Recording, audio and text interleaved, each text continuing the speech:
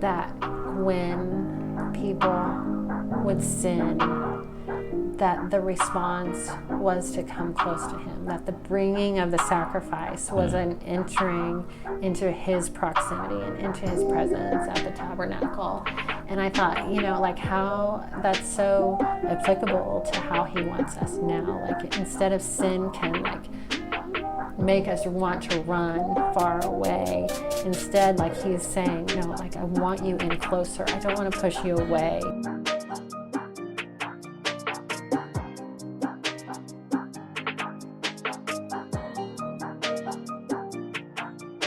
Welcome to another Doulos View. Today we have Melanie Fullingim, a friend of ours that has been a friend for several years now.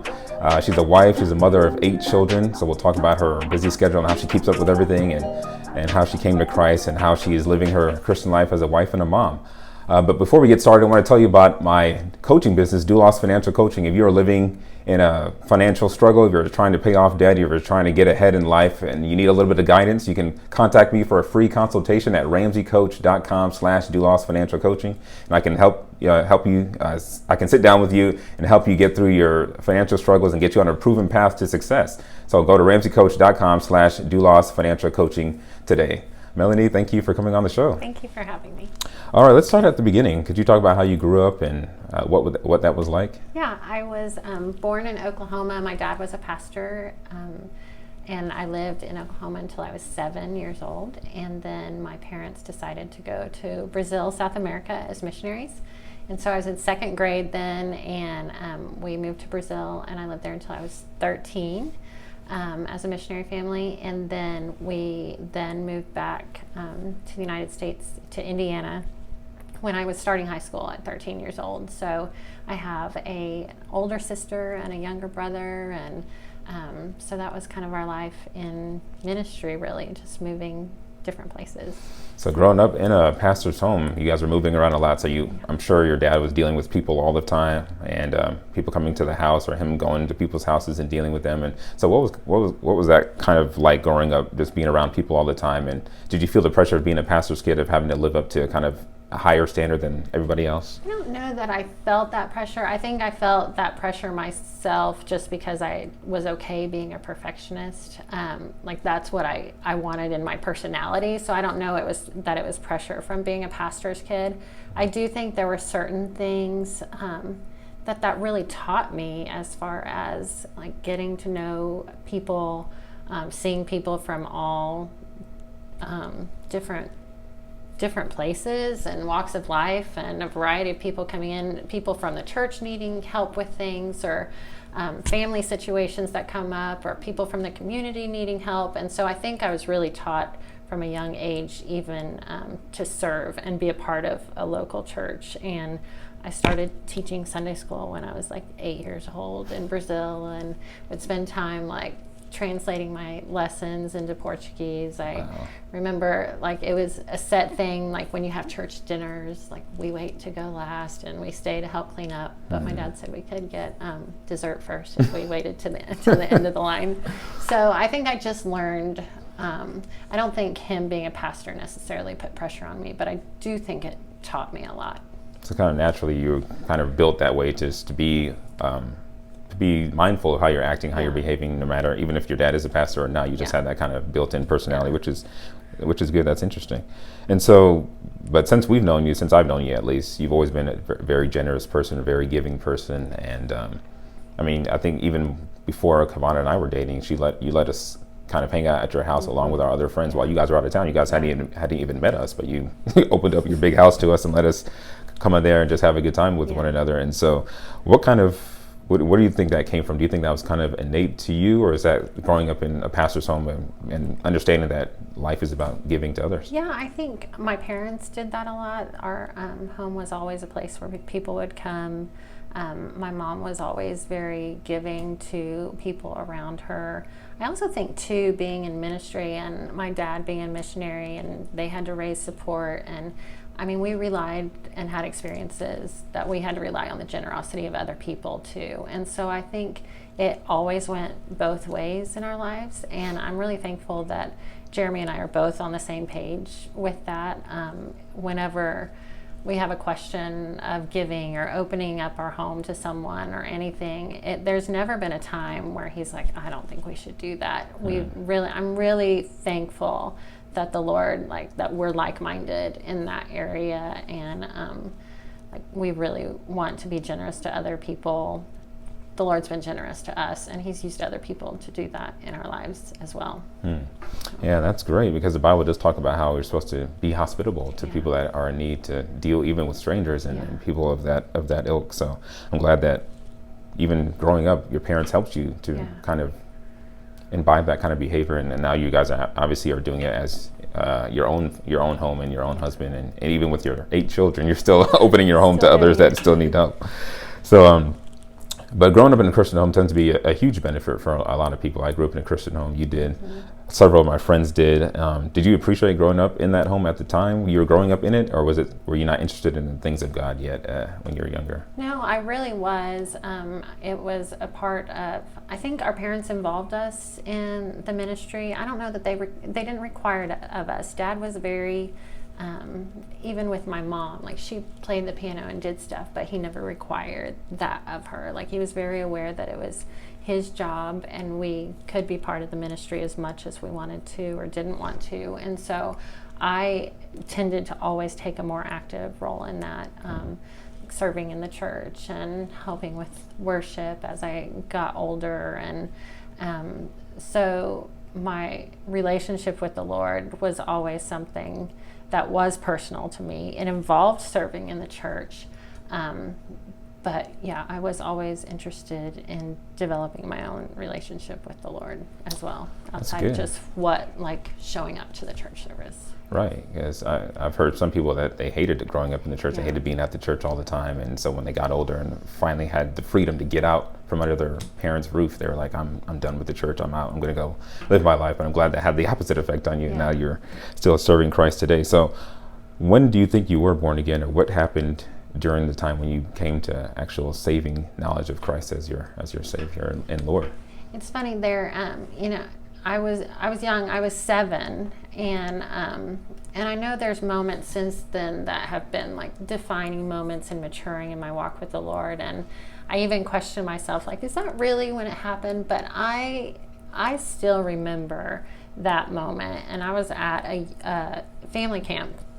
My parents were getting ready. We were getting ready to go in the next few months to go to Brazil as missionaries.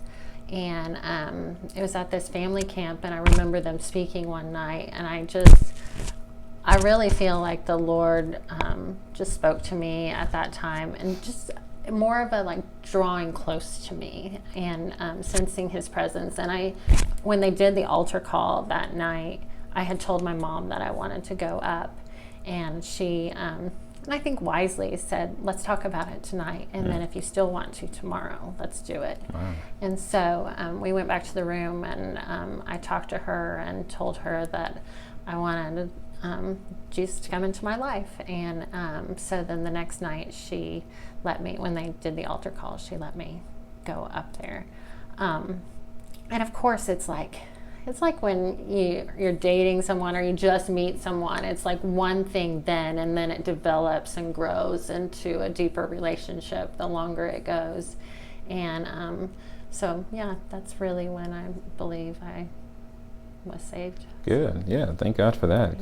And I'm glad your mom kind of had the wisdom there to kind of not just jump at it and say, okay, you want to go down, let's go do it now. But she kind of talked you through and made sure you understand what you were doing, because it's a very, very serious thing.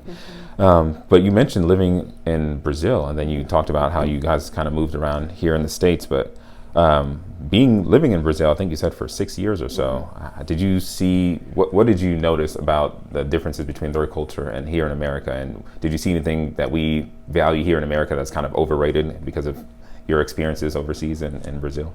I think here, we don't value all that we have necessarily. I think the freedom that we have and the meaning, the power of an American passport, like when you travel, like that holds a lot of power.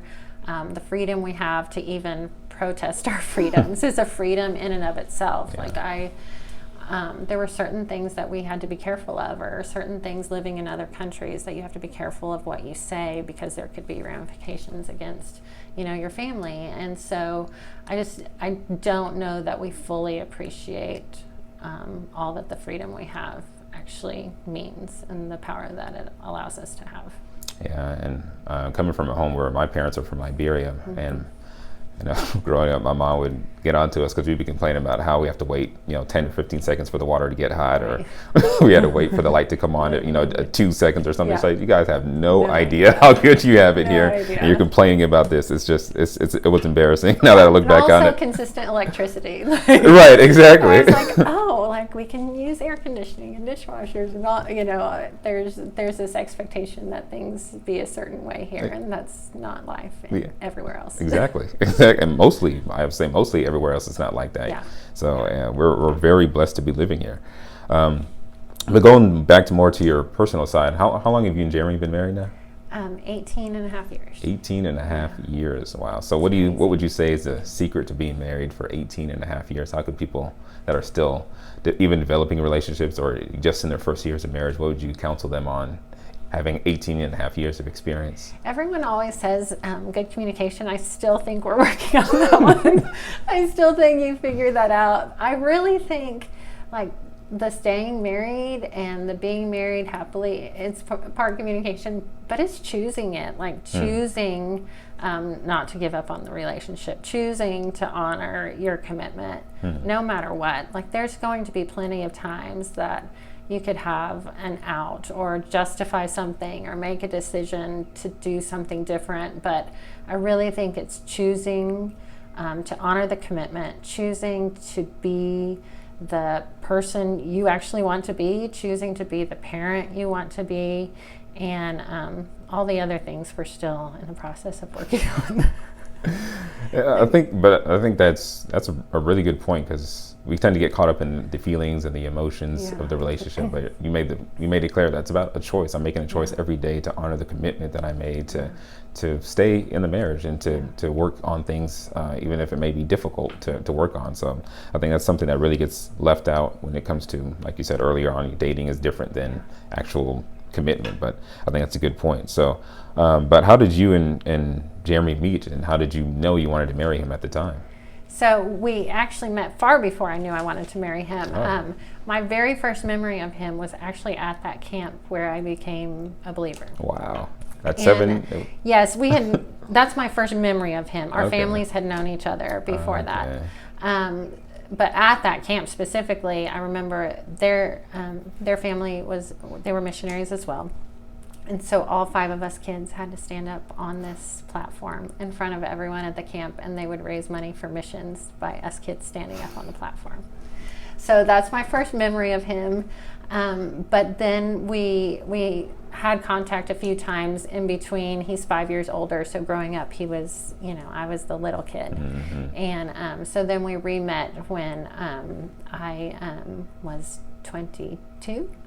And so we re-met then. I was in the process. I had lived in Africa for a little while. Oh, wow. And then was in the U.S. for a few months, and then returned to Africa for another year. And so, another 6 months. So that's when we met and started talking over, we had to do email, my original Hotmail account back then. But it was good. We got to know each other that way after our families having known each other for a long time. And then I just think too, it was one of those things that neither one of us were seeking anything out at that time. And I think the affirmation of this is the person I want to marry, I think it was our personal interaction, but I also think it was affirmed by other people in our lives, our parents or other people who knew us. And then I think there were very distinct things in that process that the Lord did, in that I can say the Lord did this and for a reason and on purpose, and it wasn't an accident us meeting at this time and the way it happened, or different things that happened along the way. And so when I think about my kids and discerning how they know if person's the right person. I really think like the personal, but then having the trusted adults in your life affirm that, but then seeing the threads of how the Lord's been working in your lives to bring you to that point. That's amazing, because a lot of people would like to think that, I like this person, I want to marry them, and I don't need anybody else's input. But you had the testimony of having parents that were available and involved, and having the testimony of his family. And I'm sure since you guys grew up as a missionary family, you guys kind of had that Christian influence throughout your whole relationship. So that's a great testimony of how you guys came together. And I'm sure that part of your longevity is due to the fact that you guys had that great foundation to start out with. And so as you guys got married, of course you get married, and then kids come along, and now you have 8 children, which is mind-boggling to think about. So, and you're a full-time mother, which is something that I think, especially in today's culture, we really underappreciate for people like you who are actually staying home, taking care of the house day in and day out. And on top of that, with 8 kids, this is not 1 or 2 kids, 8 children. So did you always want to stay at home with your children when you grew up, when you were growing up, or was there something else you had in mind as a young girl? I did not plan to stay home. It wasn't really on my radar. My mom was home when we lived in Brazil, but when we lived in the United States, she worked, and so I didn't have a mom who stayed home all the time. So it wasn't really on my radar. I had studied biology in college and planned on doing some stuff with that. But so when the kids came along when they were young, it was more of, daycare costs. Like, is it really worth it for me to work? And then, you're home. And I remember when our first was born, I decided to start working on my master's degree. And so I signed her up to go to like the church daycare 2 days a week so I could get some work done. And I dropped her off thinking I'd come home and get work done. And I just came home and cried. So she was there for like a week and a half, and I was like, this is not working. So I'll just do my studying on the weekends. But it is a full-time job. I think it surprised me. It surprised me that it can take up all of my time. And it's not just the logistics of it. It's the figuring out each kid and thinking about what they specifically need, and how to, you see something in their lives that they need help with, and thinking about how to address that for each of their individual needs. I mean, and honestly, the most important thing for me is that I know that my impact on their life is going to come from what the Lord's doing in my life. I'm a vessel, so I can only pour out what's been poured into me. And I don't want to get so busy with the things that I forget to ask for the Lord's guidance in doing that. And I need to invest in my relationship with the Lord first, so I have something then to offer them. But figuring out all the individual needs is a lot. Yeah, it sounds like a lot. And every time I come over, I'm like, they're like, Mom, something's going on. Yeah. I'm like, I don't know how this woman does it, but it's definitely by the grace of God and by your effort and being intentional by, like you said, thinking about your children's needs, thinking about what each individual needs, because every child is different, as I've heard from many parents. So how do you manage to keep your children on track? Because you guys are all pretty much physically fit. You guys are always doing something, whether it's sports or drama or different activities that most of your children are involved with. How do you kind of manage that time? Yeah, when they were younger, I was really concerned about doing things the way other people thought we should do them, and then I was going a bit crazy, trying to keep up with what I thought other people thought we should do. So I learned pretty early that I needed to do things the way that worked for our family. And so I say no to a lot of things. I say no to things that have us going all different directions. I say no to things that mean that we don't get to eat dinner together at night. Often I say yes to things that help to develop their character. I say yes to things that give us more family time together. I say yes to things that help them become more of who I think God is creating them to be. And so I do look at those. I mean, it's sometimes silly to think, when your kids' extracurricular activities, you're thinking about who you want them to become, but that really is I'm looking at long-term goals and how we invest our time, and so I'm happy to say no to a lot of things. Yeah, and I think that's wise. And I think a Bible teacher that I like listening to, R.C. Sproul, he talks about how right now counts forever. So everything matters in the Christian life, and the fact that you're kind of making sure that what you guys are getting involved in is actually going to build them up in the future is really a great testament to the wisdom of God being displayed in your life.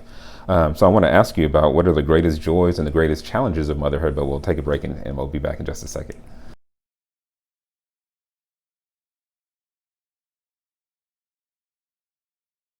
All right, so Melanie, we're talking about your motherhood, and so I wanted to ask you, what are the greatest challenges of motherhood and the greatest joys of motherhood in your experience of mothering, again, 8 children, which is a lofty goal? I think there's both sides of the same coin. I think it's the individual kids' personalities and individuality. I think the hardest thing is figuring it out, and the work and the creativity that that comes from needing to do that.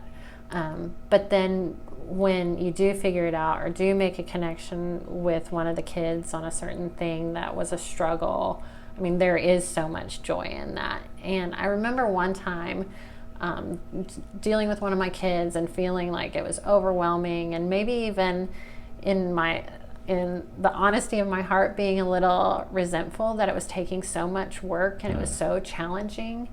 And I feel like remember sitting in my hallway because I was just trying to come up with ideas, like what do I even do? And I really felt like the Lord said to me that that this was helping me grow just as much as it was helping my child grow. Like the struggles that they were going through were also necessary for me to become the person the Lord wanted me to be. And so those trials and struggles with each individual kid and figuring out what's going on and how to help them and what they need, it's also what the tool the Lord is using to grow and develop me too. So I'm thankful for that. That's good. Yeah, and I would imagine with 8 children there are some difficulties and get a lot of some character trials. development. Right, exactly. It seems like you're in a constant school of character development in your children. So regarding your children, what do you think really is the ultimate goal of Christian parenting as you've seen it in your experience so far? I really feel like I have to stay grounded and abiding with Christ myself. And I feel like it's a day-to-day pursuit on my end of knowing that I need the Lord to be filling me, but also then modeling that for my kids. I don't do it to model for them, but I know that's a result. I mean, that modeling is a result of what I'm, spending that time and doing that. And I want them to have healthy relationships with each other. I want them to have healthy relationships with the Lord. I play through the scenarios where, what if this happens, or what if they choose this, or what if they make this decision? And it still comes back to, like, the Lord's work isn't finished yet just because different things happen. But also preparing like that it's their decisions and their personal relationship with the Lord that they have to pursue, and they have to, I want them to feel safe in our home. I want them to feel safe in their relationship with the Lord, and then grow up to be individuals who love Him and love other people. And we'll see if that happens or not. I don't have a secret, like this is the recipe for doing that. It's so, I only know to do what I know to do, and that's to, when I don't know what to do, to go back to the Lord on those things. And that's a regular thing on even this Sunday. There was a frustrating moment with one of my kids, and I walked in my room frustrated with myself that I hadn't reacted right or what to do. And it's like, you can live in this shame, or you can live in guilt of not knowing how to handle things or parent someone well, but it's a submission to the Lord and a humility with your kids of just, okay, we're all trying. We're doing this together and modeling that for them. Like, I want them to know how to make mistakes and fix them. I don't want them to learn to do everything perfectly. Everyone's going to make mistakes. Like, it's a really important thing to know how to repair broken things.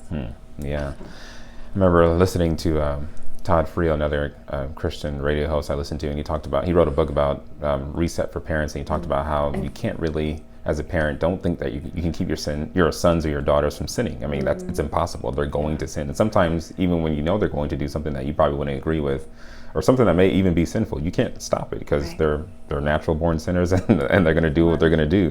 But the goal is to, like you say, correct them, get them on the right path, and tell them that you yourself also are a sinner. I'm not perfect. I'm a parent. Even though God's given me a great responsibility to raise you and to nurture you, I'm still going to fail you, and I'm going to show you what it's like to make a mistake, and to repent of that, and try to just keep getting back up on the horse and keep plowing that path towards Christ likeness. So. Since I've known you, though, especially when your kids were younger, I know things have changed now, but you kind of didn't. You're obviously very intentional with upbringing them and building character. But when it came to the issue of cell phones, you kind of you didn't want them to engage in them just at their younger age, 12, 13, 14 years old. So what's your view on that with children and cell phones, and why did you kind of have a hesitancy to give your kids cell phones when they turn 12 or 13, whatever? I think I have a hesitancy to have one myself. And that's part of the issue, is that I see what power phones and technology can have even in my own life, and things that I have to say, you know what, I need to put that away for a while, or I need to not be influenced or have this comparison because of things I'm seeing on social media. And when I think that I'm struggling with things, I think how much more my kids would struggle with those things. Their brains aren't fully developed. They don't have the spiritual and social and emotional base to handle the things. And so I really just wait until I see some of those things come out in them, and some of those senses of their own personal responsibility.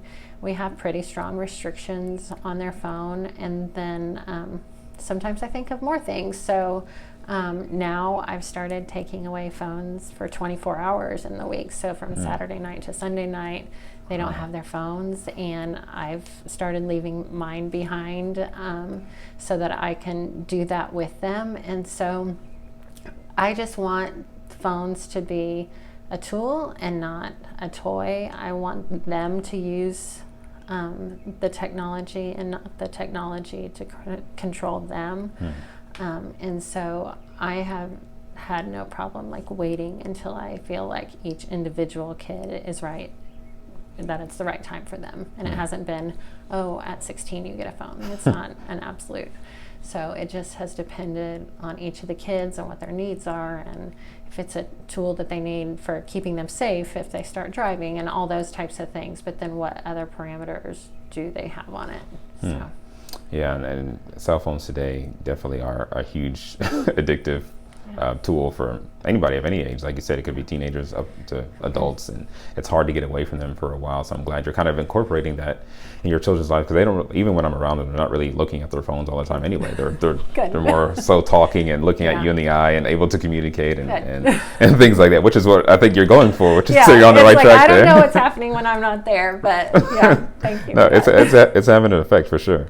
So I've heard other parents discuss how important it is for you as a parent to kind of control your emotions and to not necessarily lash out in anger and be so reactive all the time, because your kids tend to pick that up and imbibe that about you. So how have you controlled your emotional sensibilities, or even do you even agree with that sentiment? I don't know. I think I think if there's an issue with emotional control, it's a deeper issue than just keeping your calm. I do think that I struggle more with impatience or anger than I thought that I would. But then I have kids and I'm like, oh, what do I do? But then I know it's something inside of me. And so I really want that thing inside of me to be healed, rather than just putting on a facade that everything's calm and okay.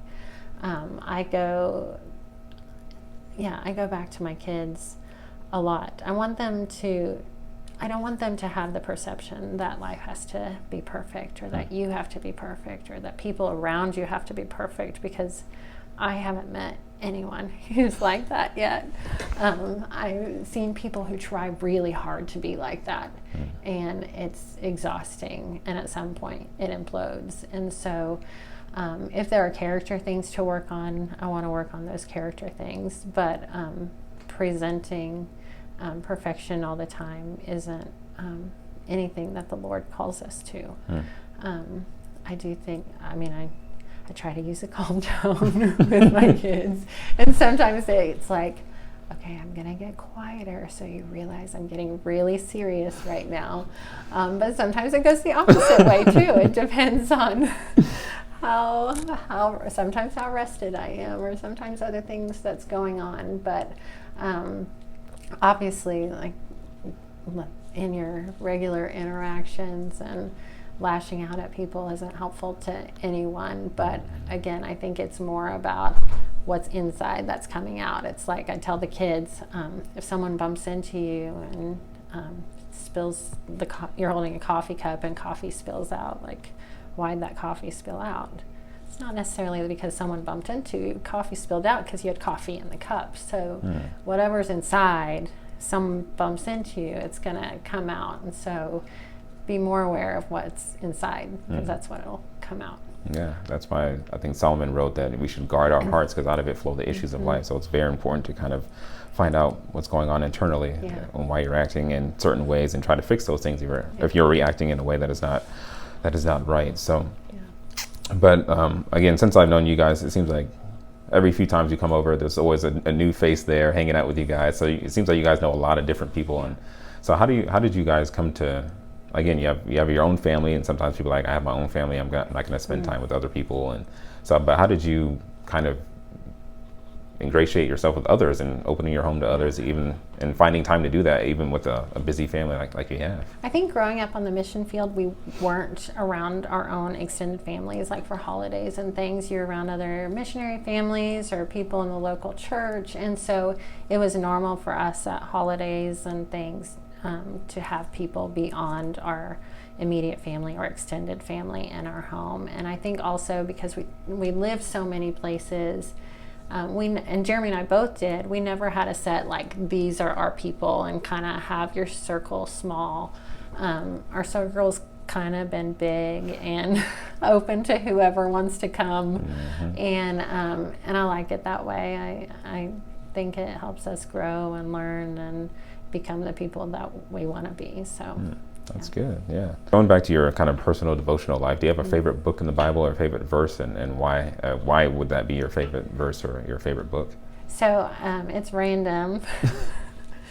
When I read through the Bible a couple years ago, usually everyone gives up like when they hit Leviticus. But it became my favorite book. Wow. And it really hit me when I was reading that time, how gracious and kind the Lord is, that when people would sin, that the response was to come close to Him, that the bringing of the sacrifice was an entering into His proximity and into His presence at the tabernacle. And I thought, like how that's so applicable to how He wants us now. Like instead of sin can like make us want to run far away, instead like He's saying, no, like I want you in closer. I don't want to push you away when those things happen. Like I want to draw you in close. And I just think that was really kind of Him to even establish that from the beginning. Wow. Well, I think, ladies and gentlemen, we found the first person in the world who says that Leviticus is their favorite book. But that's a great reason why you like it, though, because it really displays God's goodness, God's grace, God's forgiveness and his patience with his children, because like you said, when we sin, we do want to kind of separate from God, but he tells us to come close, and even 1 John 1:9, confess your sins, he is faithful and just to forgive you. So it really is an amazing God that we serve. And when people talk about how the God in the Old Testament is mean and angry all the time, and I mean, he is jealous for his own holiness. He does want to establish what is right in the world. But a lot of times in the Old Testament, he's very forgiving, very loving towards people who can constantly rebel against him, and his hands are extended out towards them to receive them. So I'm glad you brought that up. That's a great testament to God's grace, even in your own life. So for someone who has never read the Bible, how would you describe what the Bible is to them? How would you explain what the Bible is? I love thinking about the Bible as like God telling his own story to us, but also I have these letters that my grandma wrote a long time ago, and she wrote them to her father or her husband when they were separated, and it's like the telling of what's going on, but it's also like these love stories and these letters of affection. And when I think about the Bible, it's like this long, slow play of God's love story for us, and it's intentional and kind, and it's broken, and there's healing, and so it's the history. There's facts in it, but there's threads all the way through of what his plan is to be in relationship with us. Exactly. That's God's revelation of himself and telling us about him and why he created us and what he wants us to do. So finally, I want to ask you, if somebody, again, who probably has never read the Bible and doesn't really know what the gospel is, what is the gospel for the listening audience? I think the gospel, I mean, it's the good news, but it's that the Lord made a way, that God made a way for us to have a relationship with him, that what was broken in the beginning and needed that sacrifice that we provided. And in the Old Testament, it was the people who provided the sacrifice at the tabernacle. And when God sent Jesus, God sent the sacrifice, and it was the final sacrifice, and it was the final atonement day that we can be in right relationship with him. So. Amen to that. And Melanie, I thank you for all your wisdom and your experience. And if you're a mother out there, or if you have children, I would definitely recommend listening to what she has to say, because again, raising 8 children can be a huge challenge, but on the other side, like you said, there's huge joy in that as well. So Melanie, thank you for coming on the show. Thank you. Appreciate it. All right.